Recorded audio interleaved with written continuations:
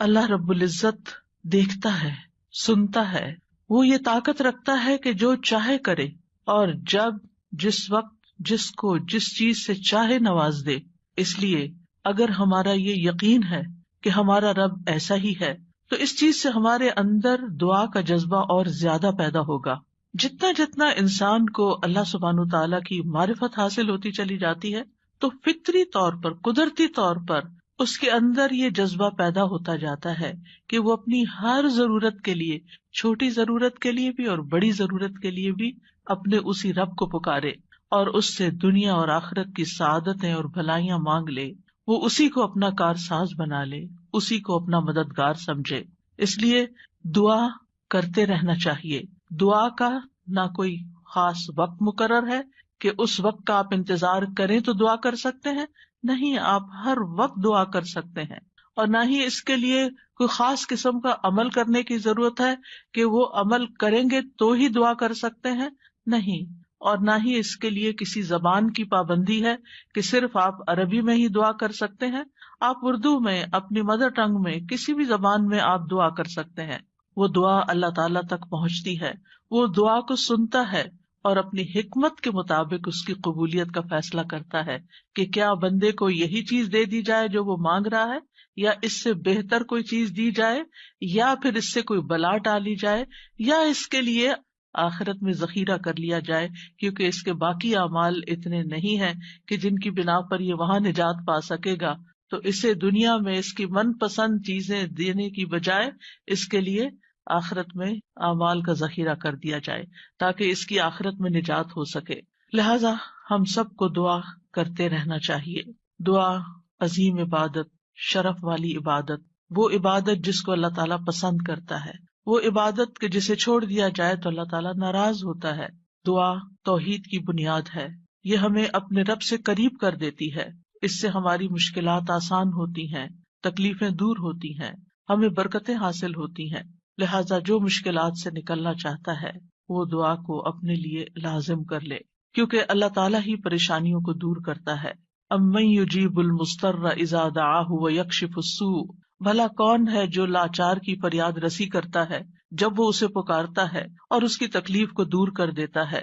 تو جو شخص بھی مشکلات سے، پریشانیوں سے نجات چاہتا ہے اس کے لیے ضروری ہے کہ وہ دعا کو لازم کر لے، کیونکہ اللہ تعالیٰ ہی پریشانیاں دور کرتا ہے۔ اللہ تعالیٰ کے علاوہ کوئی نہیں جو پریشانی دور کر سکے۔ وقتی طور پر کوئی آپ کو دلاسا دے دے گا، کوئی آپ کی ہمت افزائی کر دے گا، کوئی آپ کا دکھ بانٹ دے گا، لیکن آپ کی مشکل صرف اور صرف اللہ تعالیٰ ہی حل کر سکتا ہے۔ وَإِن يَمْسَسْكَ اللَّهُ بِضُرٍّ فَلَا كَاشِفَ لَهُ إِلَّا هُوَ وَإِن يَمْسَسْكَ بِخَيْرٍ فَهُوَ عَلَى كُلِّ شَيْءٍ قَدِيرٌ، اگر اللہ تجھے کوئی تکلیف پہنچائے تو اس کے سوا اسے کوئی دور کرنے والا نہیں، اور اگر وہ تجھے کوئی بھلائی پہنچائے تو وہ ہر چیز پر پوری طرح قادر ہے۔ ہم دیکھتے ہیں کہ عام طور پر لوگ مشکل وقت میں اللہ تعالیٰ کے سوا سب کو بھول جاتے ہیں، آخر میں انسان صرف اللہ ہی کو یاد کرتا ہے، اور یہ صرف مسلمان کے ساتھ ہی نہیں، نان مسلمز کے ساتھ، شرک کرنے والوں کے ساتھ، الحاد کا رستہ اختیار کرنے والوں کے ساتھ بھی یہی معاملہ ہے۔ اور اس میں ہم دیکھتے ہیں کہ ایک مرتبہ جب اکرمہ بن ابی جہل نبی صلی اللہ علیہ وسلم سے بھاگ کر کشتی پر سوار ہو گئے، مکہ سے بھاگ گئے اور پھر جزیرۃ العرب چھوڑنا چاہا، اور جس کشتی پر بیٹھے وہ سمندر کے بیچ میں جا کر ڈوبنے لگی، تو کشتی کے مالکوں نے کہا کہ لوگوں اخلاص کے ساتھ دعا کرو۔ اخلاص کا مطلب یہ ہے کہ بتوں کو بھول جاؤ اور صرف اللہ سے دعا کرو، اس لیے کہ اس کے ڈوبنے کو صرف اللہ ہی بچا سکتا ہے۔ تو اس وقت وہ چونک اٹھے کہ اسی چیز کی دعوت تو ہمیں محمد صلی اللہ علیہ وسلم دے رہے ہیں۔ اس وقت انہوں نے عہد کیا کہ اگر آج اے رب تو مجھے بچا لے گا تو پہلا کام میں یہ کروں گا کہ میں محمد صلی اللہ علیہ وسلم کے ہاتھ میں اپنا ہاتھ دے دوں گا، میں اسلام قبول کر لوں گا۔ اور پھر آپ جانتے ہیں کہ اکرمہ بن ابی جہل نے کس اخلاص کے ساتھ اسلام قبول کیا، تو دعا کی قبولیت ہی ان کے اسلام کا ایک ذریعہ بنی۔ اور دعا کرنے کی 3 صورتیں ہیں۔ ایک تو یہ کہ اللہ تعالیٰ کی توحید بیان کرنا، جس میں انسان کہتا ہے یا اللہ لا الہ الا اللہ لا الہ الا انت سبحانک انی کنت من الظالمین، یہ دعا کا ایک طریقہ ہے۔ یہاں آپ صرف اللہ تعالیٰ کی توحید بیان کر رہے ہیں، اپنی کوتاہیوں کا اعتراف کر رہے ہیں. پھر اسی طرح آپ کہتے ہیں ربنا، اے ہمارے رب. یہاں بھی آپ اپنے رب کو رب کہہ کے پکار رہے ہیں، گویا اللہ تعالیٰ کی تعریف کر رہے ہیں. اور پھر دوسرا طریقہ یہ ہے کہ اللہ تعالیٰ سے انسان صرف بخشش کا سوال کرتا رہے اور رحمت کا سوال کرتا رہے، جیسے استغفر اللہ استغفر اللہ استغفر اللہ. کیونکہ اگر آپ کی بخشش ہو گئی تو آپ کے راستے میں جتنی بھی مشکلات ہیں وہ خود بخود حل ہونا شروع ہو جائیں گی. یعنی آپ کو اس وقت کہنے کی ضرورت نہیں ہوگی کہ یار اب مجھے یہ چاہیے، مجھے وہ چاہیے. آپ صرف یہ کہتے ہیں کہ اللہ وہ گناہ جو میرے اور تیرے بیچ میں حائل ہو گئے ہیں، جو تیری رحمت تک مجھے پہنچنے نہیں دے رہے، یا رب تو ان کو دور کر دے، تو مجھے معاف کر دے. اور یہ چیز انسان کی مشکلات دور کرنے کا ذریعہ بن جاتی ہے اور اس کی حاجات پوری ہونے کا ذریعہ بن جاتی ہے، جو بھی اس کی زندگی میں کوئی حاجت اور ضرورت ہوتی ہے. اسی طرح کبھی آپ اللہ سے صرف رحمت کا سوال کر رہے ہوتے ہیں، یا حی یا قیوم برحمتک استغیث، صرف رحمت مانگ رہے ہوتے ہیں. کیونکہ اگر اللہ سبحانہ تعالیٰ کی رحمت آ جائے تو ساری مشکلات ہی آسان ہو جائیں، پھر تو کوئی غم ہی نہ رہے، کوئی پریشانی ہی نہ رہے. اور تیسرا طریقہ ہے کہ انسان اللہ تعالیٰ سے اپنی دنیاوی حاجات مانگے یا آخرت کی ضروریات مانگے، جیسے اے اللہ مجھے مال دے، اے اللہ مجھے اولاد دے، اے اللہ مجھے گھر دے، اے اللہ مجھے گاڑی دے. اور صحابہ اتنی چھوٹی چھوٹی چیزیں بھی مانگتے تھے، جیسے جوتی کا تسمہ اگر ٹوٹ گیا تو بھی اللہ سے مانگتے تھے. چھوٹی سے چھوٹی ضرورت سے لے کے بڑی سے بڑی ضرورت تک براہ راست اللہ تعالیٰ سے مانگی جا سکتی، اور اس میں کوئی عیب کی بات نہیں، کوئی گناہ کی بات نہیں. وہ آپ کا رب ہے، وہ سب سے زیادہ آپ کا خیر خواہ ہے، لہٰذا آپ اس سے نہیں مانگیں گے تو کس سے مانگیں گے؟ اور وہ جو سب کچھ دینے پہ قادر ہے، اس سے نہیں مانگیں گے تو کس سے مانگیں گے؟ لہٰذا اس کو پکارتے رہنا چاہیے. تو نمبر 1 طریقہ صرف اللہ کی توحید بیان کرنا، اللہ کی تعریف کرتے رہنا. عرفہ کے دن کی سب سے بہترین دعا کیا ہے؟ لا الہ الا اللہ وحدہ لا شریک لہ لہ الملک ولہ الحمد وہو علی کل شیء قدیر. اس میں کیا مانگا آپ نے؟ کچھ بھی نہیں. آپ نے صرف اللہ کی توحید بیان کی ہے، لا الہ الا اللہ کہا ہے، وحدہ کہا ہے، لا شریک لہ کہا ہے، اپنے آپ کو اللہ کے لیے خالص کیا ہے. یہ دعا ہے. اور پھر دوسرا یہ کہ استغفار اور رحمت کی دعا. اور تیسرا کوئی بھی ضرورت جو ہو کسی بھی زبان میں، کسی بھی چیز کی، روحانی، جذباتی، مادی، دنیا کی، آخرت کی، کوئی بھی چیز وہ مانگتے چلے جائیں. ہم دیکھتے ہیں کہ انبیاء علیہم السلام اپنی حاجات اللہ تعالیٰ کے سامنے رکھتے تھے، مشکل وقت میں اللہ تعالیٰ کی طرف رجوع کیا کرتے تھے. کانوا اذا فزعوا الی الصلاۃ، یہ حدیث ہے مسند احمد کی، کہ انبیاء پر جب بھی کوئی پریشانی آتی تو وہ نماز کی طرف متوجہ ہو جاتے تھے، نماز پڑھنے لگتے تھے. اور کل ہم نے پڑھا تھا کہ دعا کی 2 بڑی قسمیں ہیں، دعائے عبادت اور دعائے مسئلہ. کہ عبادت بھی بذات خود دعا ہے، دعائے حال ہے، یعنی ہم ایسی حالت میں ہیں، ایسی عبادت میں ہیں کہ جو اللہ کی رحمت کو ہماری طرف متوجہ کر رہی ہے. انسان سب سے زیادہ اللہ کے قریب کہاں ہوتا ہے؟ سجدے کی حالت میں، اقرب الیہ. لہٰذا خوب وہاں دعا کرنی چاہیے. تو نماز بذات خود پریئر ہے، اس کو کہتے بھی پریئر ہے. صلاۃ کا معنی بھی دعا ہے، تو وہ تو دعا کا مجموعہ ہے. اسی لیے وَاسْتَعِینُوا بِالصَّبْرِ وَالصَّلَاۃِ، جب انسان پر کوئی مشکل آئے تو فوراً نماز کی طرف جائے اور نماز پڑھ کر اللہ تعالیٰ سے دعا بھی کرے. اور بذات خود اگر نوافل پہ نوافل بھی پڑھ رہا ہے یا طویل قیام کر رہا ہے، طویل سجدہ کر رہا ہے، تو یہ بھی ایک طرح سے دعا یا عبادت ہی کی حالت میں ہے. انبیاء علیہم السلام کی دعائیں کیوں قبول ہوئی؟ ہم ایک کے بعد ایک پیغمبر کے بارے میں قرآن مجید میں پڑھتے ہیں، اور ہر پیغمبر کی دعا کے بارے میں پڑھتے ہیں کہ وہ قبول ہو گئی. کیوں؟ انہم کانوا یسارعون فی الخیرات ویدعوننا رغبا ورہبا. 2 کام تھے ان کے.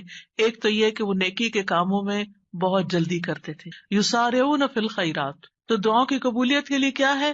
نیکیوں میں جلدی کریں، نیکیوں میں دوڑ لگائیں، نیکیوں میں آگے بڑھیں. وَيَدْعُونَنَا رَغَبًا وَرَهَبًا، اور وہ ہمیں پکارتے تھے رغبت کے ساتھ بھی اور رہبت کے ساتھ بھی، امید کے ساتھ بھی اور خوف کے ساتھ بھی.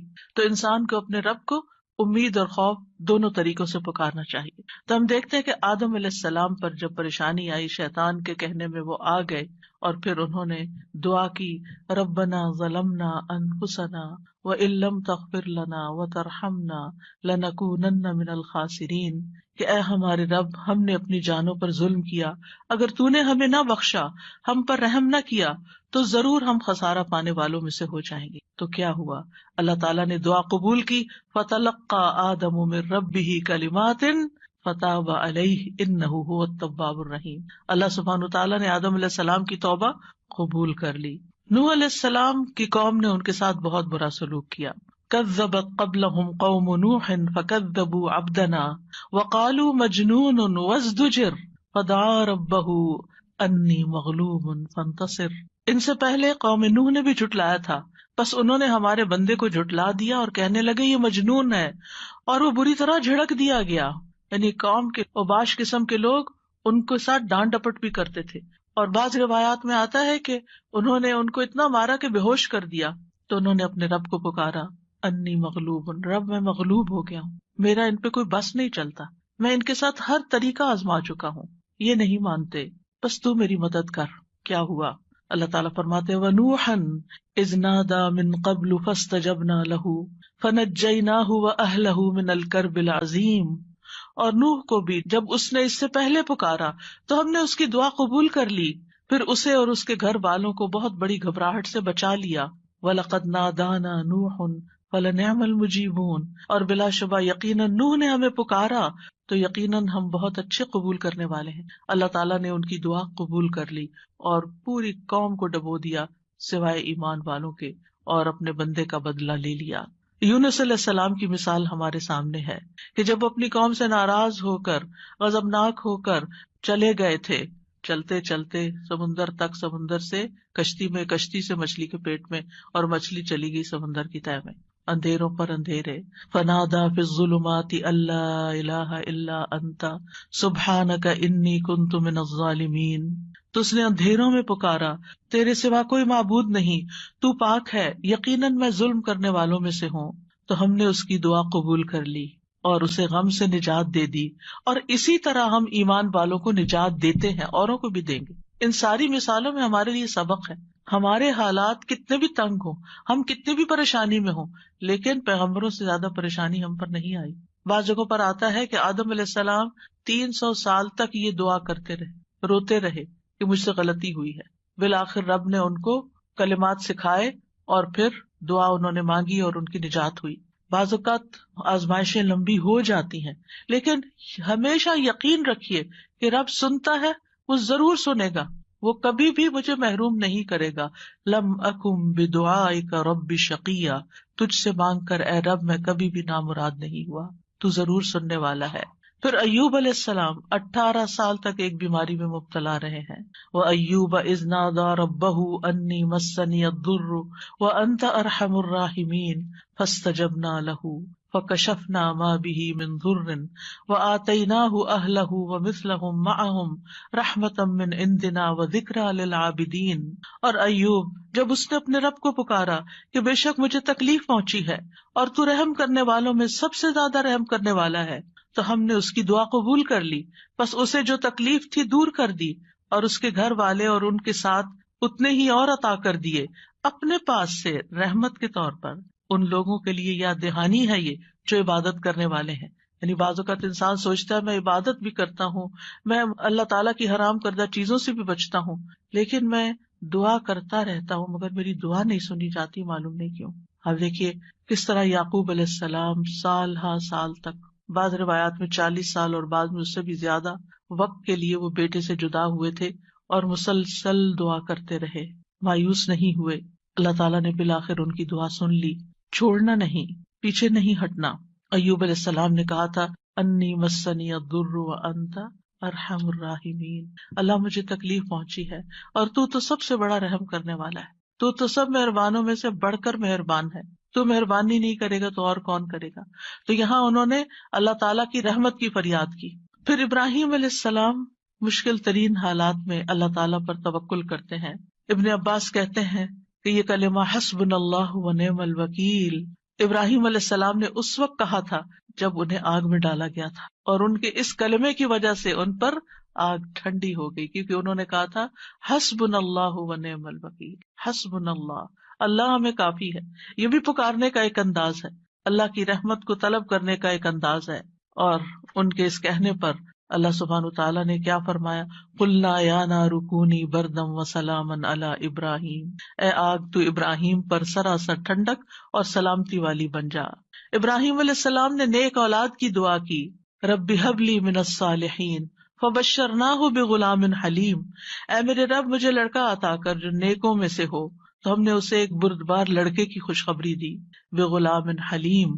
ایسا نہیں ہوا کہ ابراہیم علیہ السلام نے ادھر دعا کی اور ادھر ان کو اسحاق اور اسماعیل علیہ السلام مل گئے، انتہائی بڑھاپے کی حالت میں جا کر بہت سالوں کے بعد دعا قبول ہوئی، لیکن قبول ہوئی۔ ہمارے لیے اس میں سبق یہ ہے کہ مانگتے رہیں چاہے سال ہا سال گزر جائیں۔ اور پھر وہ کہتے ہیں الحمدللہ الذی وہب لی علی الکبر اسماعیل و اسحاق ان ربی لسمیع الدعاء، سب تعریف اس اللہ کی ہے جس نے مجھے بڑھاپے کے باوجود اسماعیل اور اسحاق عطا کیے، بے شک میرا رب تو بہت دعا سننے والا ہے۔ اللہ سبحانہ تعالیٰ نے انہیں ہدایت یافتہ اولاد عطا کی تھی، یہ ان کے صبر کا نتیجہ تھا۔ ان کی زندگی تو مشکل میں گزری، لیکن اس کا بدلہ اللہ نے ان کو کیا دیا کہ ایسی اولاد دی جو ہمیشہ کے لیے ان کے لیے ناموری کا سبب بنی۔ وَوَهَبْنَا لَهُ إِسْحَاقَ وَيَعْقُوبَ، صرف بیٹا نہیں، بیٹے کے بعد پوتے کی بھی خوشخبری دی۔ کلن ہدینا، ہر ایک کو ہم نے ہدایت دی۔ ونوحا ہدینا من قبل، نوح علیہ السلام کو اس سے پہلے ہم نے گائیڈ کیا۔ ومن ذریتہ داود وسلیمان وایوب ویوسف وموسیٰ وہارون وکذلک نجزی المحسنین، اور اس کی اولاد میں سے داؤد اور سلیمان اور ایوب اور یوسف اور موسیٰ اور ہارون، اور اسی طرح ہم نیکی کرنے والوں کو جزا دیتے ہیں۔ یعقوب علیہ السلام کا حال آپ کے سامنے ہے، انہوں نے اپنے غم اور دکھ کی فریاد لوگوں کے سامنے نہیں کی، لوگوں کو جا کر اپنے دل کا حال نہیں بتایا۔ کیا کہا، انما اشکو بثی وحزنی الی اللہ واعلم من اللہ ما لا تعلمون۔ یعقوب علیہ السلام نے کہا، بے شک میں اپنی بے قراری اور غم کی شکایت صرف اللہ سے کرتا ہوں، اللہ ہی میرے دل کا حال جانتا ہے کہ یہاں کیسی کیسی بے قراری ہے بچے کی جدائی میں، اور میں اللہ کی طرف سے وہ باتیں جانتا ہوں جو تم نہیں جانتے۔ بہت کچھ جاننے کے باوجود انہیں یہ نہیں پتا تھا کہ بیٹا مصر میں ہے، اللہ نے نہیں بتایا۔ وہ کہہ سکتے تھے نا، اللہ تعالیٰ مجھے بتا دیں وہ کہاں ہے، آپ تو جانتے ہیں، آپ مجھے بھی بتا دیں، لیکن اللہ سبحانہ تعالیٰ نے اس کا بھی ایک وقت رکھا تھا۔ اگر پیغمبروں کے لیے قبولیت کا ایک وقت ہے تو ہمارے لیے بھی دعاؤں کی قبولیت کا ایک وقت ہوتا ہے۔ قبولیت کا مطلب یہ نہیں ہوتا کہ بس منہ سے نکلتے ہی بات آپ کی فرمائش پوری ہو جائے۔ اور پھر آپ دیکھیے کہ کس طرح اللہ تعالیٰ نے ان کی دعا قبول کر لی۔ اور پھر ہم دیکھتے ہیں کہ یوسف علیہ السلام کی مثال، انہوں نے تو اپنے لیے ایک انوکھی ہی دعا مانگی، قال رب السجن احب الی، قید خانے میں جانے کی دعا کی تاکہ ان عورتوں کا قید اور مکر جو ہے وہ ان سے دور ہو جائے۔ فاستجاب له ربه فصرف عنه کیدہن، رب نے اس کی دعا قبول کر لی اور ان عورتوں کا مکر فریب حضرت یوسف سے ہٹا دیا۔ انہ هو السمیع العلیم، بے شک وہ خوب سننے والا، خوب جاننے والا ہے۔ پھر موسیٰ علیہ السلام کی دعا، کس طرح وہ مدین پہنچتے ہیں تھکے ہارے، کئی دن کے پیدل سفر کے بعد جا کر ابھی بیٹھتے ہیں تو فوراً دیکھتے ہیں کہ کچھ لڑکیاں اپنا ریوڑ لے کے کھڑی ہیں، پانی نہیں پلا پا رہی، خود تھکے ہوئے ہیں، خود بھوکے بھی ہیں، پیاسے بھی ہیں، زخمی بھی ہیں، کچھ فیوچر کا نہیں پتا، لیکن کیا کرتے ہیں، سب سے پہلے اپنے رب کو پکارتے ہیں، رب انی لما انزلت الی من خیر فقیر، اور صرف دعا مانگ کے وہیں درخت کے نیچے بیٹھ نہیں جاتے، بلکہ اٹھ کے ان بچیوں کے پاس جاتے ہیں کہ یہ تمہارا کیا معاملہ ہے، اور ان کے سارے ریوڑ کو پانی پلاتے ہیں۔ اور آپ سوچئے کہ ایک شخص جو خود اتنا تھکا، وہ اپنے آپ کو وہاں رکھ کے دیکھیے، اگر ہم اتنا لمبا سفر کر کے آئیں اور ہم سے کوئی پانی مانگ بیٹھے، خود تو آفر کرنا دور کی بات، کوئی اور مانگ بیٹھے تو شاید ہم جھڑک ہی دیں کہ میں نے بھی تو اتنا ہی سفر کیا نہیں جتنا تم نے کیا۔ یہیں سے تو ہماری لڑائیاں فساد شروع ہوتے ہیں گھروں میں۔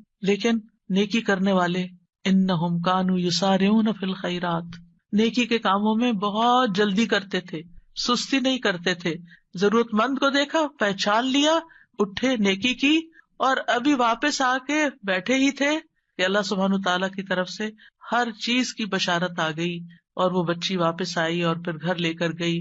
کھانے پینے کا بھی انتظام ہو گیا, شادی کا بھی انتظام ہو گیا, ٹھکانے کا بھی انتظام ہو گیا, اور اچھی صالح نیک کمپنی کا بھی.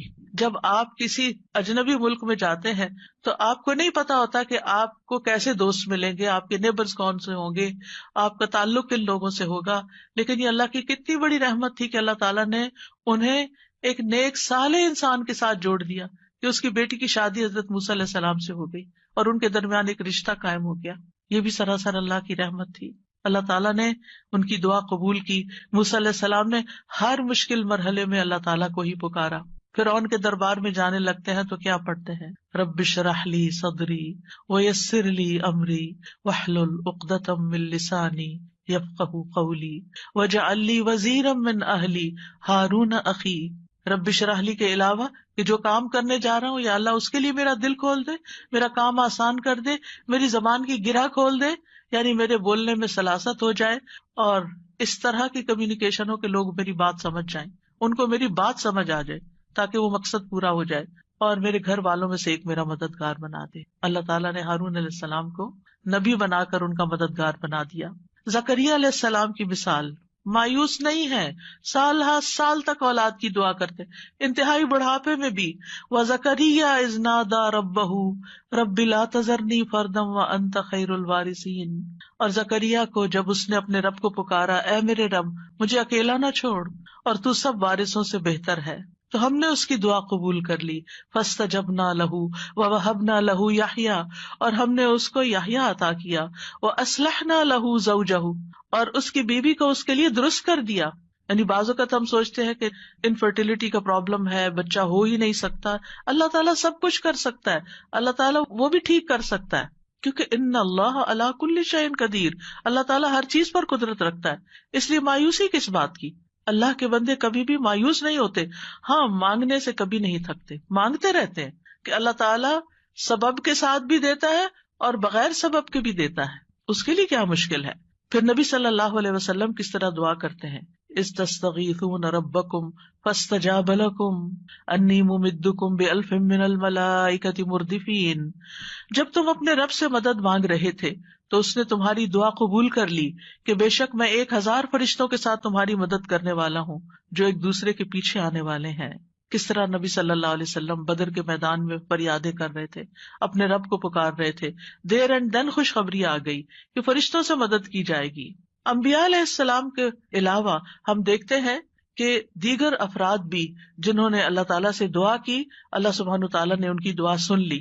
سورۃ المؤمن میں جو مرد مومن ہے, جو فرعون کے دربار میں سے ہی ایک شخص اٹھتا ہے اور پھر وہ لوگوں کو نصیحت کرتا ہے اور کیا کہتا ہے, فَسَتَذْكُرُونَ مَا أَقُولُ لَكُمْ وَأُفَوِّضُ أَمْرِي إِلَى اللَّهِ إِنَّ اللَّهَ بَصِيرٌ بِالْعِبَادِ. فرعون کے دربار میں ایک شخص کا اٹھ کر لوگوں کو سمجھانا, فرعون کو سمجھانا, خوب خوب نصیحتیں کرنا, کھلم کھلا موسیٰ علیہ السلام پر ایمان لانا, یہ بہت بڑی بغاوت تھی اور بہت بڑا نقصان ہو سکتا تھا.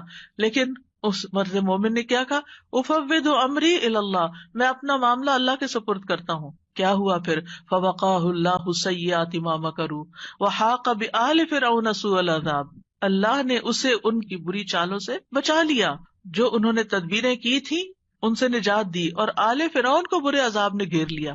اللہ نے اپنے بندے کو بچا لیا اور پوری قوم کو ڈبو دیا. پھر اسی طرح کچھ واقعات احادیث میں آتے ہیں, جیسے غار والوں کا قصہ ہے, کس طرح اللہ سبحانہ تعالیٰ نے ان کی دعائیں سنی اور صرف دعاؤں کے نتیجے میں غار کے دروازے سے پتھر ہٹ گیا اور وہ باہر نکل آئے. پھر اسی طرح ایک اور بچے کا واقعہ ملتا ہے جسے بادشاہ نے جادوگر کے پاس جادو سیکھنے کے لیے بھیجا, تو اس نے جادو سیکھنے کی بجائے الٹا اللہ تعالیٰ کی پہچان کا علم کسی سے حاصل کر لیا راستے میں. جب بادشاہ کو پتا چلا تو بہت ناراض ہوا اور غصے میں آ کر اس نے کہا کہ اس بچے کو فلاں پہاڑ پہ لے جاؤ اور اسے پہاڑ کی چوٹی سے گرا دو تاکہ یہ ہلاک ہو جائے, اور اگر یہ اپنے دین سے پھر جائے تو اسے چھوڑ دینا, انکار کرے تو نیچے پھینک دینا. بادشاہ کے جو ساتھی تھے وہ لڑکے کو پہاڑ کی چوٹی پر لے گئے. اس لڑکے نے ایک دعا مانگی, اللہم اکفنیہم بما شئت, اللہم اکفنیہم بما شئت, اے اللہ جس طرح تو چاہے تو مجھے ان کے مقابلے میں کافی ہو جا, ان کے مقابلے میں تو میرا ساتھ دے. تو کہتے ہیں پہاڑ پر ایسا زلزلہ آیا کہ جس سے اس کے سارے ساتھی جو لے کے گئے تھے وہ سارے گر گئے, وہ سب الٹے گرے اور وہ لڑکا چلتا ہوا بادشاہ کی طرف دوبارہ آ گیا. بادشاہ نے اس لڑکے سے پوچھا تیرے ساتھیوں کا کیا ہوا؟ لڑکے نے کہا اللہ مجھے ان سے کافی ہو گیا. بادشاہ نے پھر اس لڑکے کو اپنے ساتھیوں کے اور لوگوں کے حوالے کر کے کہا کہ اسے ایک چھوٹی سی کشتی میں بٹھاؤ اور سمندر کے بیچ میں جا کے کشتی الٹ دو، اس کو وہاں پھینک دو. اگر یہ اپنے دین سے پھر جائے تو چھوڑ دینا، انکار کرے پھینک کے آ جانا. بادشاہ کے ساتھی اس لڑکے کو لے کر گئے تو لڑکے نے پھر یہی دعا کی اللہم اکفنیہم بما شئت، اے اللہ تو جس طرح چاہے مجھے ان سے کافی ہو جا. پھر وہ کشتی بادشاہ کے ساتھیوں سمیت الٹ گئی، سب غرق ہو گئے اور وہ لڑکا چلتا ہوا واپس بادشاہ کے پاس آ گیا. بادشاہ نے اس لڑکے سے کہا تیرے ساتھیوں کا کیا ہوا؟ کہنے لگا اللہ مجھے ان کے مقابلے کے لیے کافی ہو گیا. اور واقعی اللہ ہی کافی ہوتا ہے دشمن سے نمٹنے کے لیے. انسان کے اپنے پاس زور نہیں ہوتا، طاقت نہیں ہوتی، ہم کمزور ہوتے ہیں، لیکن اگر اللہ کی مدد آ جائے تو انسان ہر طرح کی مشکلات پہ قابو پا سکتا ہے. آسیہ علیہ السلام کی مثال ہمارے سامنے ہے کہ کس طرح انہوں نے فرعونیوں سے نجات کے لیے دعا مانگی اور کہا رب ابن لی عندک بیتا فی الجنہ ونجنی من فرعون وعملہ ونجنی من القوم الظالمین. اے میرے رب میرے لیے اپنے پاس جنت میں ایک گھر بنا دے اور مجھے فرعون سے اور اس کے عمل سے نجات دے اور مجھے ظالم قوم سے نجات دے. تو کیا ہوا؟ اللہ تعالیٰ نے ان کی دعا قبول کر لی. ابو ہریرہ کہتے ہیں کہ فرعون نے اپنی بیوی کے دونوں ہاتھوں اور دونوں پاؤں کے لیے 4 میخیں گاڑی، یعنی جیسے وصولی دیتے ہیں نا، تو ہر ہاتھ میں میخ گاڑی اور پاؤں میں بھی. جب وہ فرعونی ان سے جدا ہوتے تو فرشتے ان پہ سایہ کر لیتے. اس وقت انہوں نے یہ دعا کی تو اللہ تعالیٰ نے جنت میں ان کے گھر سے پردہ ہٹا کر ان کو گھر دکھا دیا کہ گھر بن چکا ہے تمہارا، اس صبر کی بدولت جو انہوں نے اس تکلیف پر کیا اور اپنے ایمان کو بچایا. سارہ علیہ السلام نے کس طرح اس ظالم بادشاہ کے مقابلے میں مدد طلب کی. آپ جانتے ہیں کہ ابراہیم علیہ السلام نے حضرت سارہ کے ساتھ ہجرت کی تھی اور انہیں لے کر ایک شہر میں پہنچے. جو اس کا بادشاہ تھا وہ بہت ظالم تھا، اور جب اسے پتا چلتا کہ کوئی مسافر ایسا ہے جس کے ساتھ بہت خوبصورت عورت ہے تو وہ اس سے زبردستی چھین لیتا تھا. اسے پتا چلا کہ ابراہیم علیہ السلام اپنے ساتھ ایک ایسی عورت کو لائے ہیں جو عورتوں میں سب سے زیادہ خوبصورت ہے. تو انہوں نے ابراہیم علیہ السلام کو پیغام بھیجا کہ یہ تمہارے ساتھ کون ہے؟ تو انہوں نے کہا کہ یہ میری بہن ہے. پھر سارہ کے پاس گئے تو انہوں نے کہا میری بات کو جھٹلانا نہیں، کیونکہ میں نے ان کو بتایا کہ تم میری بہن ہو. اللہ کی قسم اس سرزمین میں میرے اور تمہارے علاوہ دوسرا کوئی مومن نہیں، یعنی ہم ایمان میں بہن بھائی ہیں. تو انہوں نے پھر سارہ کو ظالم کے پاس بھیج دیا. بادشاہ سارہ کی طرف بڑھنے لگا تو یعنی حضرت سارہ نے اٹھ کر وضو کیا، نماز پڑھنے لگی اور یہ دعا کی اللہم ان کنت آمنت بک وبرسولک واحسنت فرجی الا علی زوجی فلا تسلط علی الکافر. اے اللہ اگر میں تجھ پر اور تیرے رسول پر ایمان لائی ہوں اور میں نے اپنی شرمگاہ کو اپنے شوہر کے سوا محفوظ رکھا ہے تو اس کافر کو میرے اوپر مسلط نہ ہونے دے. اس پر بادشاہ کا سانس گلے میں پھنس گیا اور گر کر ایڑیاں رگڑنے لگا اور حضرت سارہ کو نجات مل گئی. نہ صرف ایک نجات ملی بلکہ ان کے ساتھ توفتاً حضرت ہاجر کو بھی ساتھ دیا گیا. خولہ بنت ثعلبہ کی مثال قرآن میں آپ کے سامنے ہے کہ کس طرح ان کے شوہر نے ان سے زہار کیا تو وہ پریشان ہو گئی اور نبی صلی اللہ علیہ وسلم کے پاس آئیں اور تکرار کرنے لگی کہ میرے مسئلے کا کوئی حل بتایا جائے. تو اس پر اللہ سبحانہ تعالیٰ نے کیا آیات نازل کی قد سمع اللہ قول التی تجادلک فی زوجہا وتشتکی الی اللہ واللہ یسمع تحاورکما. اللہ نے سن لی اس عورت کی بات جو تم سے اپنے شوہر کی شکایت کر رہی تھی اور اپنے خاوند کے بارے میں جھگڑ رہی تھی اور اللہ کی طرف شکایت کر رہی تھی اور اللہ تم دونوں کی بات سن رہا تھا. تو اللہ سبحانہ تعالیٰ نے اس عورت کی بات سن لی کا مطلب کیا ہے؟ دعا قبول کر لی، مسئلے کا حل مل گیا. اسی طرح سلف صالحین جو ہیں وہ بھی اللہ کو پکارتے ہیں. امت کے جو نیک لوگ ہیں ان میں سب سے پہلے صحابہ کرام ہیں. وہ سب سے بڑھ کر اللہ تعالیٰ کو جاننے والے تھے، اللہ تعالیٰ کی معرفت رکھتے تھے، وہ اللہ کے رسول کو جاننے والے تھے، وہ دین میں سب سے زیادہ بصیرت رکھتے تھے اور سب سے زیادہ دعا کرنے کے ادب آداب سے واقف تھے کہ کیسے دعا کی جاتی ہے. ہم دیکھتے ہیں کہ عمر بن خطاب رضی اللہ عنہ دعا کے ذریعے اپنے دشمن کے خلاف فتح طلب کرتے تھے اور یہ دعا ان کے لشکروں میں سے عظیم لشکر تھا. کہتے ہیں نا کہ اللہ تعالیٰ کے لشکر ہیں، جیسے سکینت بھی اللہ کے لشکروں میں سے ایک لشکر ہے، تو وہ دعا کو بھی اللہ کا ایک لشکر سمجھتے تھے. وہ اپنے ساتھیوں سے کہا کرتے تھے تم کثرت تعداد کی بنیاد پر فتح نہیں دیے جاتے بلکہ تمہاری مدد آسمان سے کی جاتی ہے. اللہ تمہاری مدد کرتا ہے یعنی تمہاری دعائیں سنتا ہے. اسی طرح عبداللہ بن زبیر کے بارے میں آتا ہے، وہ کہتے ہیں کہ جمل کی جنگ کے موقع پر جب زبیر رضی اللہ عنہ کھڑے ہوئے تو مجھے بلایا میں ان کے پہلو میں جا کر کھڑا ہو گیا، بیٹے ہیں ان کے. انہوں نے کہا بیٹا آج کی لڑائی میں ظالم مارا جائے گا یا مظلوم؟ میں سمجھتا ہوں کہ آج میں مظلوم قتل کیا جاؤں گا، اور مجھے سب سے بڑی فکر اپنے قرضوں کی ہے. کیا تمہیں بھی کچھ اندازہ ہے کہ قرض ادا کرنے کے بعد ہمارا کچھ مال بچ سکے گا؟ پھر انہوں نے کہا بیٹے ہمارا مال فروخت کر کے اس سے قرض ادا کر دینا. کہنے لگے بیٹا اگر قرض ادا کرنے سے عاجز ہو جاؤ تو میرے مولا سے اس میں مدد چاہنا، کام نہ ہو تو اللہ سے مدد چاہنا. عبداللہ نے بیان کیا کہ اللہ کی قسم، ان کے بیٹے کہتے ہیں اللہ کی قسم میں ان کی بات اس وقت نہ سمجھ سکا. میں نے پوچھا اے میرے بابا من مولا کا، آپ کا مولا کون ہے؟ قال اللہ، کہنے لگے اللہ. عبداللہ کہتے ہیں اللہ کی قسم قرض ادا کرنے میں جب بھی دشواری پیش آئی میں نے اسی طرح دعا کی یا مولا زبیر، ہے زبیر کے مولا، اقض عنہ دینہ، آپ ان کی طرف سے قرض ادا کر دیجیے، اس کا بندوبست کر دیجیے، اور ادائیگی کی کوئی نہ کوئی صورت پیدا ہو جاتی، دعا قبول ہو جاتی. سفیان ثوری کہا کرتے تھے اے وہ ذات جس کو اپنے تمام بندوں میں سے وہ انسان سب سے زیادہ محبوب ہے جو اس سے مانگے تو کثرت سے مانگے، یعنی اللہ تعالیٰ کو وہ شخص زیادہ پیارا ہے جو زیادہ دعائیں کرتا ہے. اے وہ ذات جس کو اپنے تمام بندوں میں سے وہ انسان سب سے زیادہ ناپسند ہے جو اس سے نہیں مانگتا، کیونکہ جو انسان دعا نہیں کرتا اللہ تعالیٰ اس سے ناراض ہوتا ہے. اور تیرے سوا کوئی بھی ایسا نہیں ہے اے میرے رب. کیا مطلب؟ کوئی بھی اور ایسا نہیں. اگر کسی سے بھی انسان ایک سے زیادہ دفعہ کچھ مانگ لے تو وہ ناراض ہو جاتا ہے، اور نہ مانگے تو خوش رہتے ہیں. ایون ماں باپ بھی آپ دیکھیں، اگر بچے ایک دفعہ کچھ مانگے تو کہ اچھا بیٹا لے لو، پھر دوسری دفعہ پھر مانگے تو ایک دن آتا ہے کہ ماں باپ بھی کہتے کہ تم کب تک مانگتے رہو گے، اپنا بندوبست خود کرو. لیکن اللہ سبحانہ تعالیٰ کبھی ایسا نہیں کہتے کہ کب تک تم مجھ سے دعائیں کرتے رہو گے. وہ پسند کرتے ہیں کہ بندہ دعا کرتا رہے. اور بعض لوگوں کو تو دعا میں ایسا لطف آتا ہے، اللہ تعالیٰ سے مناجات کرنے میں، اللہ تعالیٰ کو پکارنے میں، اللہ تعالیٰ کے آگے ہاتھ پھیلانے میں، اللہ تعالیٰ کی طرف رجوع کرنے میں ایسی لذت آتی ہے کہ ان کی یہ لذت اس چیز کی لذت سے بھی بڑھ جاتی جو وہ مانگ رہے ہوتے ہیں. تو اس لیے کبھی بھی انسان مانگنے سے دور نہ رہے، مانگتا رہے. صرف بڑی حاجتیں نہیں، بڑے مسائل نہیں، چھوٹی چھوٹی چیزیں بھی. لیس بن سعد کہتے ہیں کہ ابو حازم کہا کرتے تھے مجھے نمک بھی چاہیے تو میں اپنی دعاؤں میں اللہ سے مانگتا ہوں کہ مجھے نمک چاہیے. نمک سب سے چھوٹی چیز ہوتی ہے نا. اور پھر اسی طرح بعض سلف صالحین اپنی نمازوں میں اللہ تعالیٰ سے اپنی تمام ضروریات مانگتے تھے، یعنی چھوٹی بڑی سب، یہاں تک کہ آٹے میں ڈالا جانے والا نمک، بکری کا چارہ، گھاس بھی اللہ سے مانگتے تھے. چھوٹی چھوٹی چیزیں بھی ایک تعلق کو ظاہر کرتا ہے نا یہ، اور اس بات کے یقین کو ظاہر کرتا ہے کہ وہی دیتا ہے. یہ چھوٹی چیزیں بھی وہی دیتا ہے، اگرچہ اسباب ہے دنیا میں لیکن اصل میں پیچھے اسی کا ہاتھ ہے.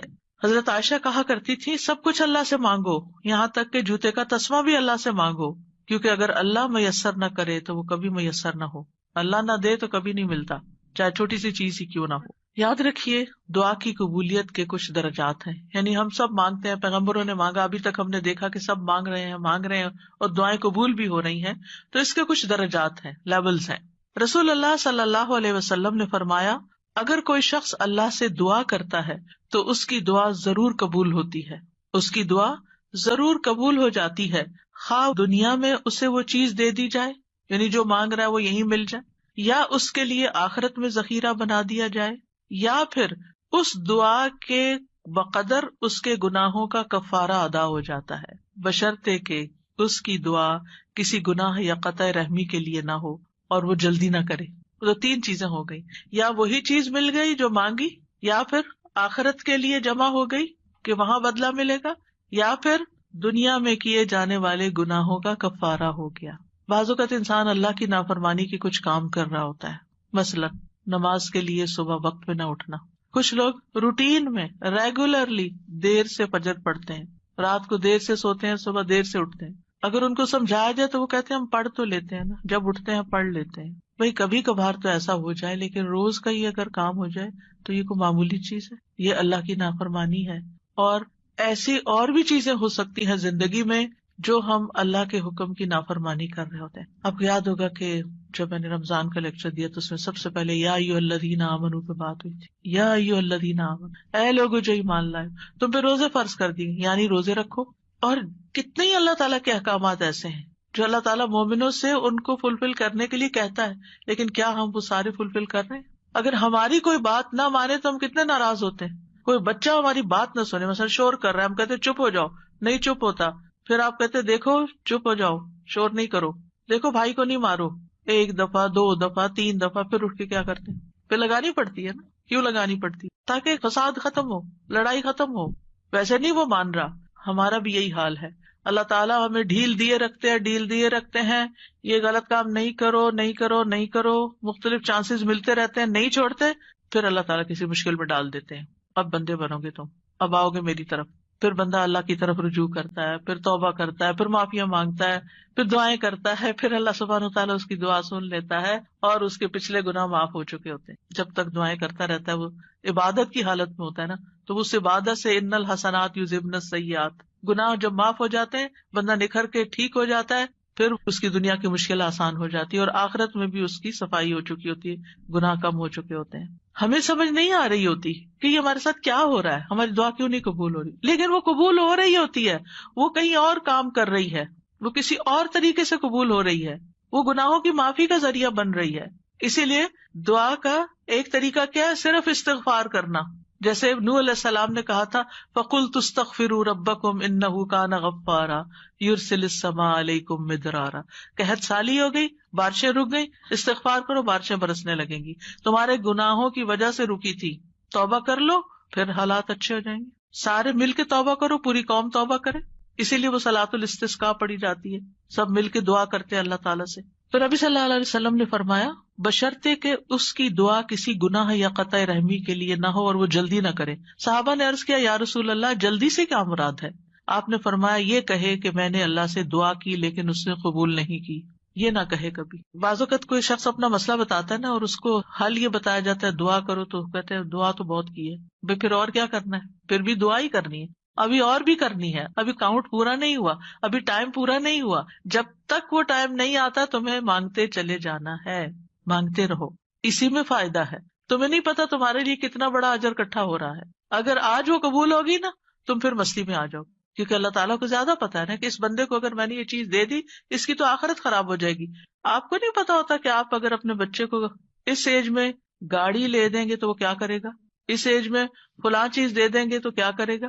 حالانکہ آپ افورڈ کر سکتے ہیں، آپ اس کو دے سکتے ہیں، لیکن کیوں نہیں کوئی چیز دیتے اس وقت جب وہ مانگ رہا ہوتا ہے، آپ کی منتیں کر رہا ہوتا ہے، دائیں بائیں آگے پیچھے دن رات آپ کے پیچھے بچے پڑ جاتے. مجھے یاد ہے کہ میرے ایک بچے کو جب فون چاہیے تھا تو پیچھا ہی نہیں چھوڑتا تھا، دن رات میرے پیچھے، دن رات میرے پیچھے.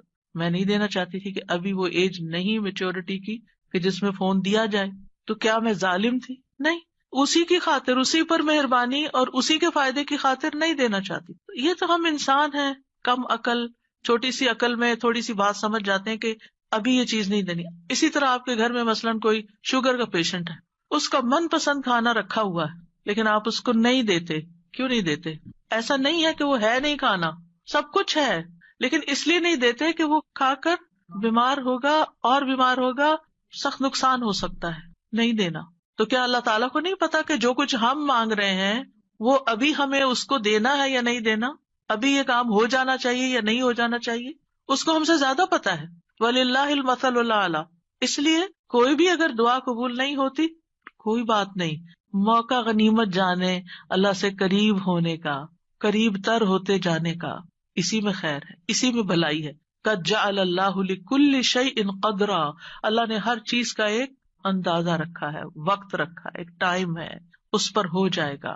اب یہ جو تین ہے قبولیت کے راستے، ان میں سے سب سے پہلا کہ کبھی اللہ تعالیٰ وہ چیز دے دیتا ہے جو ہم مانگتے ہیں. مثلاً ابراہیم علیہ السلام نے نیک بیٹا مانگا تھا، ربی حبلی من الصالحین. انہوں نے صرف بیٹا نہیں مانگا، کہا ربی حبلی من الصالحین، اللہ مجھے نیک بیٹا دے.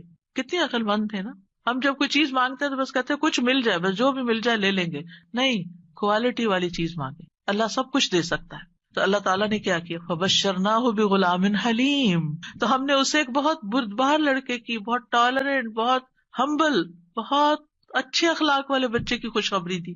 آپ دیکھیں کہ ہم حلم اور برداشت کو نیکی نہیں عام طور پہ سمجھتے کہ یہ بھی کوئی نیکی، حالانکہ یہ نیکیوں کی بنیاد بن جاتی. جس بندے کے اندر ٹالرنس ہوتی ہے، وہ دوسرے کی بات سن کے برداشت کر جاتا ہے، وہ وار سہ جاتا ہے، وہ شوق برداشت کر لیتا ہے، تو یہ کتنی بڑی کوالٹی، کتنی بڑی خوبی کہ کوئی آپ کو اوفینڈ کر رہا ہے اور آپ اوفینڈ نہ ہو، اور اگر ہوں بھی تو آپ برداشت کر جائیں اور اپنے منہ سے کچھ نہ بولیں، ایک کان سے سونے دوسرے سے نکال دیں اور اس کو دل پر نہ لیں. کچھ لوگوں کا حال یہ ہوتا ہے کہ اگر چھوٹی سی بھی کوئی بات ان کو کہہ دے تو وہ ان کے اندر ایسی ہلچل مچاتی ہے کہ انہیں ہر چیز بھول جاتی ہے اور وہ وہی سوچے جاتے. یہ بھی اپنے آپ کو ٹارچر دینا ہے. جس نے وہ بات کی اس کو تو شاید خبر بھی نہ ہو، تو میٹھی نیند سو رہا ہو اور آپ خواہ اپنے بستر پہ کروٹ بدل رہے ہیں. تو یہ کیا ہے؟ ریزسٹنس نہیں ہے آپ کے اندر. آپ ہر چیز لیے جا رہے ہیں اپنے اوپر. بھیا کیوں اپنے اوپر ہر چیز لیے جا رہے ہیں؟ پرے پھینکے اس کو اٹھا کے کہ اس نے کہا، اس کا اخلاق، اس کی غلطی اسی پر. میں اپنے دل میں یہ نہیں سوچوں. اپنے آپ کو بول کے کہا کرے. آواز کا بھی ایک اثر ہوتا ہے. بولا کرے مجھے اس بات کو اب نہیں سوچنا، مجھے اس کو محسوس نہیں کرنا، مجھے اپنے دل میں نہیں رکھنا، اور پیٹرن بریک کر کے کچھ ایسی چیز پڑھے، کچھ ایسا کام کرے کہ بھول جائیں اس کو. اور نیکسٹ ٹائم وہ شخص سامنے آئے تو منہ بنا کے اور غصے کی آنکھوں سے مت دیکھیں، اچھے سے اسمائل کر کے دیکھیں، اچھے سے اسمائل کر کے بات کریں. آپ دیکھیں گے کہ وہ جو غصہ آیا بھی تھا نا وہ کہیں چلا جائے گا. لیکن ہم غصے کو پرورش دیتے ہیں، اس کی پرورش کرتے ہیں. کہا تھا نا اس نے، اب میں نے اس کے ساتھ یہ کرا، اندر ہی کھچڑی پکاتے رہتے ہیں. اور جب وہ شخص سامنے آتا ہے تو کوئی نہ کوئی سخت لفظ بول جاتے ہیں کیونکہ ہم بدلہ لینا چاہ رہے ہوتے. اب کیا ہے، آپ نے تو ایک لفظ بولا، ہو سکتا ہے وہ 10 اور بول دے. آپ بتائیں کیا کریں گے؟ مسئلہ تو حل نہیں ہوا، مسئلہ تو وہیں کھڑا رہا، پریشانی تو وہیں رہی. تو کیا فائدہ ہوا؟ تو اس لیے یہ حلم کی کوالٹی جو ہے، یہ برداشت کی کوالٹی جو ہے، بہت بڑی خوبی ہے. اور آپ دیکھیے کہ اگر آپ کے بچے کے اندر یہ ہے نا تو آپ بڑی خوش قسمت پیرنٹ ہیں کہ آپ اس کو ڈانٹ رہے ہیں، آپ اس کو سنا رہے ہیں اور وہ آگے سے آپ کو جواب نہیں دیتا. کتنے خوش قسمت ہیں آپ کہ آپ کا بچہ آپ کی ڈانٹ سن لیتا ہے، آپ کا بچہ آپ کا غصہ برداشت کر جاتا ہے اور پھر بھی آپ کے ساتھ اچھا سلوک کرتا ہے. یہ کوئی چھوٹی نعمت ہے؟ یہ ہے نیک ہونا، یہ نیکی کی علامت ہے. انہوں نے کہا اللہ نیک بچہ چاہیے، اللہ نے کہا اچھا یہ حلیم بچہ لے لو، حلم والا ہے. اسی لیے تو جب انہوں نے کہا آؤ میں تمہیں ذبح کرتا ہوں تو وہ حاضر ہو گئے. ٹھیک ہے ذبح بھی کر لیں. آج آپ دیکھیں کہ بعض اوقات ہمارے بچے دنیاوی لحاظ سے بڑے کامیاب ہوتے، لیکن ایک چھوٹی سی بات ان کو کہہ دیں تو وہ کتنے زیادہ اوفینڈ ہو جاتے. تو وہ آنکھوں کی ٹھنڈک تو نہ ہوئے نا، صرف ان کی دنیاوی کامیابی ہے، وہ تو ان کے اپنے لیے ہے دنیاوی کامیابی. ٹھیک ہے ماں باپ کو بھی نیک نامی سے کچھ حصہ مل جاتا ہے، لیکن ماں باپ کی آنکھوں کی ٹھنڈک اولاد کی نیکی ہوتی ہے. یہ جو ہم کہتے ہیں نا ربنا ہب لنا من ازواجنا وذریاتنا قرۃ اعین، تو ایک ایمان والے کے لیے آنکھوں کی ٹھنڈک اس میں ہوتی ہے کہ بچہ خیر اور بھلائی کے کتنے کام کرتا ہے. بہرحال ان کی دعا قبول ہو گئی.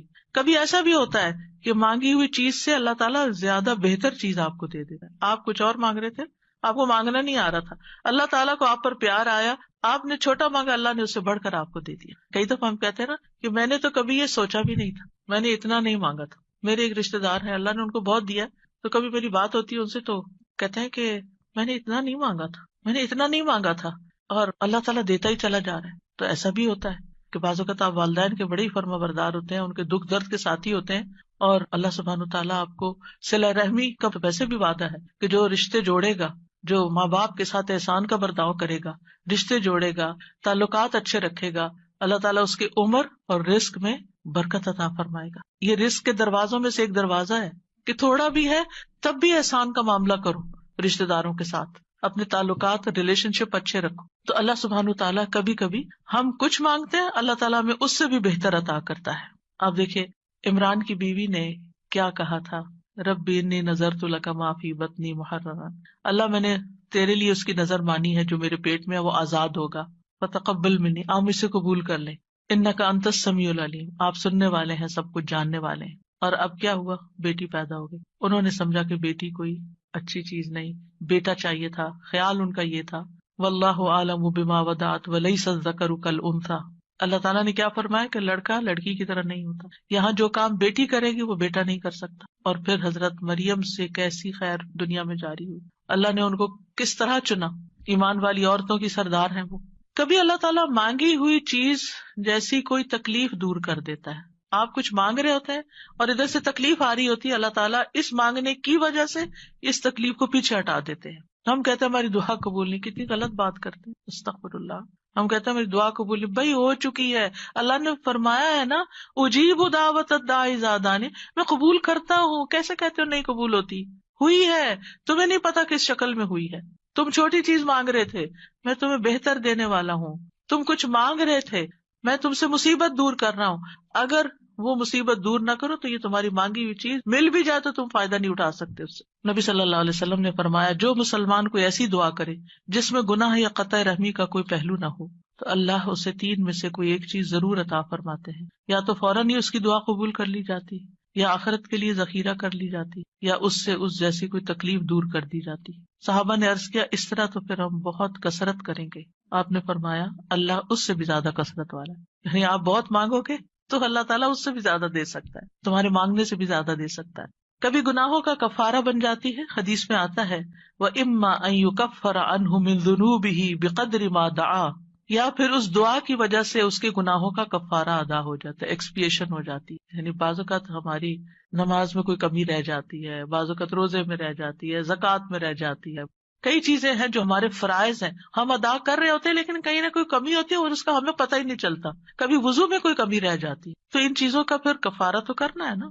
تو پھر یہ دعائیں جو ہیں یہ اس کبھی کوتاہی کا بھی کفارہ کرتی. پھر یاد رکھیے کہ جو لوگ مایوس ہوتے ہیں اور اللہ سے مانگتے نہیں, مانگنا چھوڑ دیتے ہیں, تو اللہ تعالیٰ نے ایسے لوگوں کی مذمت بیان کی. اگر وقتی طور پر وہ نہیں مل رہا جو آپ کے دل میں اٹکا ہوا ہے کہ یہی ملنا چاہیے, اور پھر آپ کو نہیں ملتا اور آپ دعا مانگنا چھوڑ دیتے ہیں, تو یہ طریقہ درست نہیں.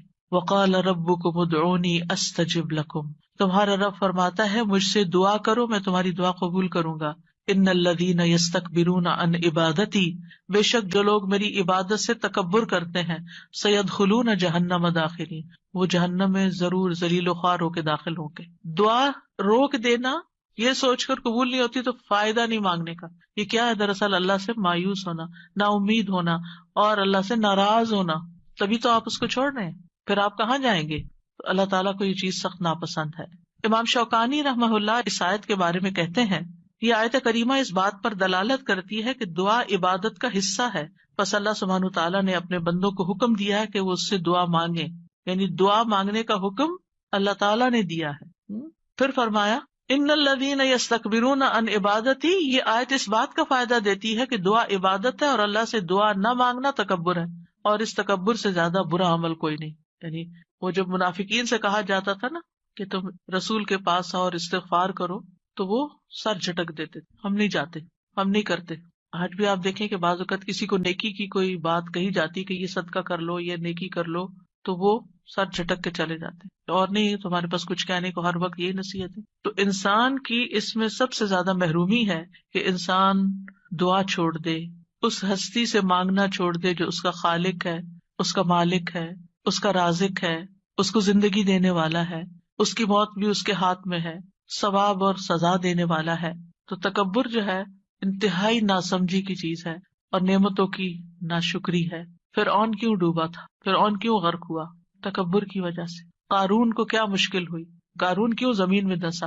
فرعون پانی میں ڈوبا اور قارون زمین میں دھنسا, ایک خشکی میں ڈوبا اور ایک سمندر میں, دونوں کا مسئلہ ایک ہی تھا اور وہ تھا تکبر, پرائڈ, غرور. تو مشکل وقت میں اللہ کو نہ پکارنا دلوں کی سختی کی علامت ہے. یعنی جو تکلیف کے وقت بھی اللہ سے دعا نہیں کرتا, اس کا مطلب یہ کہ اس کا دل سخت ہو چکا ہے, ہارڈ ہارٹیڈ ہے. سورۃ الانعام میں اللہ تعالیٰ فرماتے ہیں فَلَوْلَا إِذْ جَاءَهُمْ بَأْسُنَا تَضَرَّعُوا, پھر جب ہمارا عذاب ان پر آیا تو انہوں نے عاجزی کیوں نہیں کی, دعائیں کیوں نہیں کی کہ اللہ اس عذاب کو ٹال دے. وَلَكِنْ قَسَتْ قُلُوبُهُمْ, لیکن ان کے دل سخت ہو گئے تھے. وَزَيَّنَ لَهُمُ الشَّيْطَانُ مَا كَانُوا يَعْمَلُونَ, اور شیطان نے ان کے لیے وہ سب خوشنما بنا دیا تھا جو وہ کیا کرتے تھے. ان کے اپنے عمل جو کہ obviously اللہ تعالیٰ کی ناراضگی کے تھے, وہ انہیں بڑے اچھے لگتے تھے اور سمجھتے تھے ہم بالکل ٹھیک کر رہے ہیں, ہم ٹھیک جا رہے ہیں. انسانوں میں سب سے زیادہ عبادت گزار کون تھا؟ اللہ کے رسول صلی اللہ علیہ وسلم. لیکن سب سے زیادہ ہمبلنس اور سب سے زیادہ دعائیں بھی آپ نے مانگی. یعنی جب میں مسنون اذکار دیکھتی ہوں, سبحان اللہ, یعنی کہ آپ تہجد کے وقت اٹھنے کے وقت سے لے کر پھر آپ فجر پڑھنے اور اس کے بیچ میں صبح کے اذکار اور پھر اس کے بعد جو ہر موقع کے اذکار اور پھر نمازیں اس کے علاوہ ہے, تلاوت قرآن اس کے علاوہ ہے, اور پھر رات کو سوتے وقت کے اذکار. یعنی اگر ان سارے اذکار کو انسان جمع کرتا ہے تو یعنی حیرانی ہوتی ہے کہ کس کثرت سے آپ اللہ کو یاد کرتے تھے. اور یہ ہمبلنس کی علامت ہے, حالانکہ آپ سب سے زیادہ عبادت گزار تھے, پھر بھی سب سے زیادہ دعائیں کرتے تھے, اللہ سے مانگتے رہتے تھے. اور لوگوں میں سب سے زیادہ بے بس وہ ہے جو دعا مانگنے سے بے بس ہے، جو دعا نہیں مانگتا. یاد رکھیے اللہ تعالیٰ سے مایوس ہونا کبیرہ گناہ ہے. ابن عباس کہتے ہیں ایک آدمی نے کہا اے اللہ کے رسول، کبیرہ گناہ کون کون سے ہیں، بڑے بڑے گناہ کون سے ہیں؟ آپ نے فرمایا اللہ کے ساتھ شرک کرنا، اللہ کے رزق سے مایوس ہو جانا، اور اللہ کی رحمت سے مایوس ہونا. کبھی بھی مایوس نہیں ہونا چاہیے. پھر ایک اور بات اس سلسلے میں یہ یاد رکھی جائے کہ جہاں ہمیں اللہ سے مانگنا چاہیے وہاں ہمیں غیر اللہ سے نہیں مانگنا چاہیے، کیونکہ اللہ کے سوا سب سہارے کمزور ہیں. اب دیکھیں قرآن مجید میں صحابہ نے جتنے بھی چیزوں کے بارے میں پوچھا اس کے بارے میں آتا ہے یسألونک، وہ آپ سے سوال کرتے ہیں، وہ سوال کرتے ہیں. لیکن جب دعا کے بارے میں پوچھا تو اللہ تعالیٰ نے کیا فرمایا، وَإِذَا سَأَلَكَ عِبَادِي عَنِّي، میرے بندے جب آپ سے سوال کرتے ہیں. سوال کا انداز کتنا اچھا لگا، اللہ تعالیٰ کو کتنا پسند آیا کہ سوال کرنے والوں کو میرے بندے کہا، اپنے بندے کہا. اس سے آپ اندازہ لگائیے دعا کی اہمیت کا. تو اللہ تعالیٰ نے یہ نہیں کہا قل یا فقل انی قریب، فرمایا انی قریب، وَإِذَا سَأَلَكَ عِبَادِي عَنِّي فَإِنِّي قَرِيب. بس انہیں بتا دو کہ میں قریب ہی ہوں. گویا بندے اور اللہ کے بیچ میں کوئی واسطہ وسیلہ نہیں، کوئی اور نہیں، بس بندہ اور اللہ. ہم بیچ میں اوروں کو لے آتے ہیں. ہمارے معاشرے میں کتنا عام ہے کہ کوئی کسی پیر کو لے آتا ہے اور کوئی کسی بزرگ کو لے آتا ہے، اور دور جاہلیت میں فرشتوں کو اور بتوں کو اور معلوم نہیں کس کس کو. مَا نَعْبُدُهُمْ إِلَّا لِيُقَرِّبُونَا إِلَى اللَّهِ زُلْفَىٰ. مانگیں اللہ سے، غیر اللہ کی طرف نہیں جائیں. غیر اللہ کے سہارے سب کمزور ہیں. مثل الذین اتخذوا من دون اللہ اولیاء کمثل العنکبوت اتخذت بیتا وان اوہن البیوت لبیت العنکبوت لو کانوا یعلمون. ان لوگوں کی مثال جنہوں نے اللہ کے سوا اور مددگار بنا رکھے ہیں، مکڑی کی مثال جیسی ہے جس نے گھر بنایا، حالانکہ بے شک سب گھروں میں سے کمزور گھر مکڑی کا ہے اگر وہ جانتے ہوتے. غیر اللہ تو ایک مکھی بھی پیدا نہیں کر سکتے. غیر اللہ کو پکارنا سب سے بڑی گمراہی ہے. وَمَنْ أَضَلُّ مِمَّنْ يَدْعُو مِن دُونِ اللَّهِ مَن لَّا يَسْتَجِيبُ لَهُ إِلَىٰ يَوْمِ الْقِيَامَةِ وَهُمْ عَن دُعَائِهِمْ غَافِلُونَ. اور اس سے بڑھ کر کون گمراہ ہے جو اللہ کے سوا انہیں پکارتا ہے جو قیامت تک اس کی دعا قبول نہیں کریں گے. یعنی قبروں میں سوئے ہوئے یا فرشتے یا جن یا کوئی اور مخلوق، کسی سے بھی نہیں، اور وہ ان کے پکارنے سے بے خبر ہیں. اور جب سب لوگ اکٹھے کیے جائیں گے تو وہ ان کے دشمن بن جائیں گے، یعنی غیر اللہ وہ دشمن بن جائیں گے اور ان کی عبادت سے منکر ہوں گے. کیوں نہیں پکارنا چاہیے غیر اللہ کو؟ کیونکہ اللہ کے سوا کوئی کسی چیز کا مالک نہیں ہے. وہ دعا قبول کرنے کی استطاعت نہیں رکھتے. پہلی بات یہ کہ وہ سنتے بھی نہیں ہیں، قبر میں نہیں سنتے. وہ جب وہ سنتے نہیں ہیں تو پھر آپ کی بات کا جواب بھی نہیں دیتے، اور آپ کی ضرورت کہاں سے پوری کریں گے یا آپ کے لیے وسیلہ کہاں سے بنیں گے. مدد کرنے کی طاقت بھی نہیں رکھتے. سورۃ الاعراف میں آتا ہے والذین تدعون من دونہ لا یستطیعون نصرکم ولا انفسہم ینصرون. تم جنہیں اللہ کو چھوڑ کر پکارتے ہو نہ وہ تمہاری مدد کر سکتے ہیں اور نہ خود اپنی مدد ہی کے قابل ہے. نہ وہ نفع دے سکتے ہیں، نہ نقصان دور کر سکتے ہیں، نہ تکلیف کو ہٹا سکتے ہیں، نہ اس کو بدل سکتے ہیں. رسول اللہ صلی اللہ علیہ وسلم نے فرمایا جو شخص اس حالت میں مر جائے کہ وہ اللہ کے سوا اوروں کو بھی پکارتا ہو تو وہ آگ میں داخل ہوگا. کتنی سخت بات ہے. کیسے لوگ کہتے ہیں یا علی، یا پیر عبد القادر جیلانی، اور یا پتہ نہیں کون کون. نہیں، اللہ کے سوا کسی کو نہیں پکارنا.